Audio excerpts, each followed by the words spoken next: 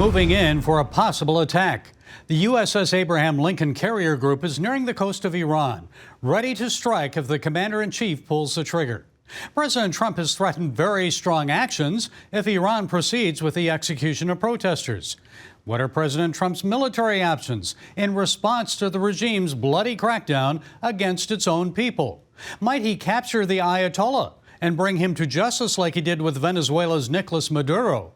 Joining us is global security expert, Army veteran Michael Letts, CEO of Invest USA. Michael, it's good to talk with you again. So the Lincoln Carrier Group is within striking distance now. In your opinion, what's likely to happen and when? Well, we're doing it for a particular reason. You know, we have been very clear that when this started, when the dissidents started demanding freedom and removal from the corruption of the government that is in place, the administration, the Ayatollah is there, we had said that we would be backing the dissidents, and the backing that we were implying at the time was let the dissidents regain their freedom in their country.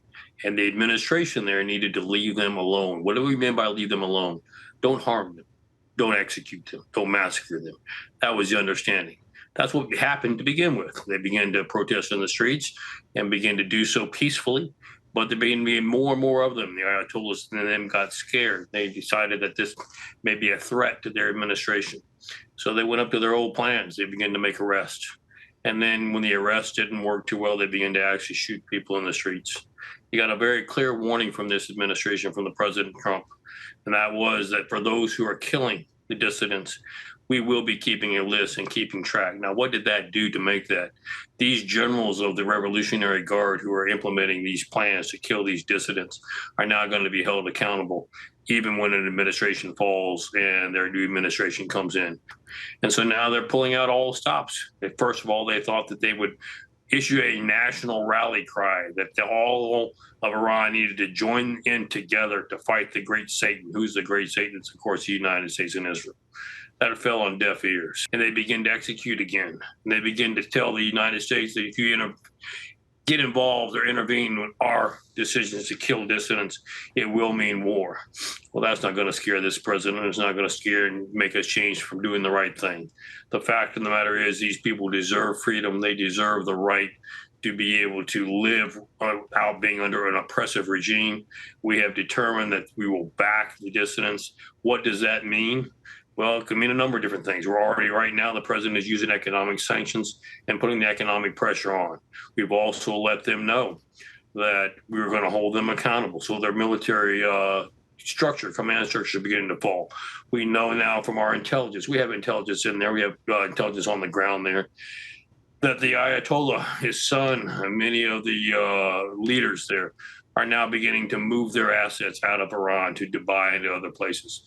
Doesn't sound to me like it's a person that thinks he's going to keep his job long when he's moving his money around. What would our special forces be up against if they tried to capture the Ayatollah like they did with Nicolas Maduro? Because I know it wouldn't be easy. It was easier in Venezuela, but I'm assuming it'd be much more difficult to snatch Khamenei from Iran. Well, that would be a very accurate statement in the past. But let me let you know, and Iran is very well aware of this. What occurred in Venezuela was breathtaking for them. We didn't just go in and defeat a foe or security forces and pull out. We put into play military hardware unseen anywhere in the world before. Their own words, talking about Venezuela, was suddenly everything went blank, equipment, power, everything shut down.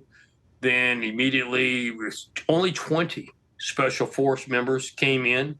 Suddenly, everyone was paralyzed.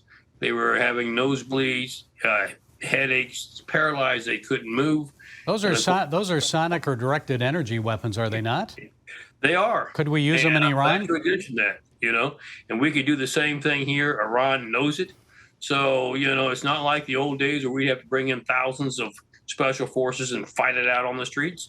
We can now make a direct assault and be very successful in doing so. And that's in the back of their minds. It's so far in the back of their minds that they've got their planes on the runway waiting to extract these members, the Ayatollahs and all, and take them to Russia. Russia, we understand, has granted them asylum should they decide to take it. But they may not be able to get that far. They may not be able to get to those planes. because they know that they're in our sights now.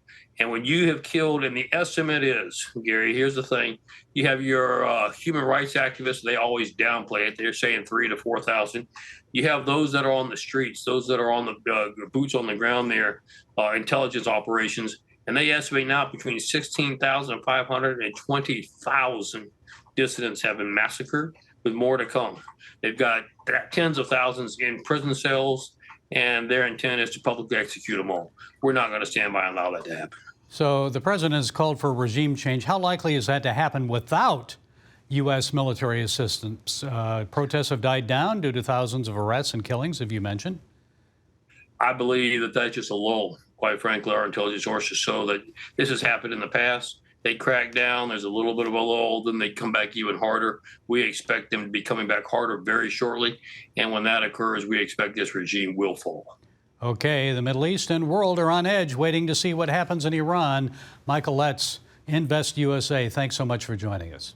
Thank you, Gary. God bless America.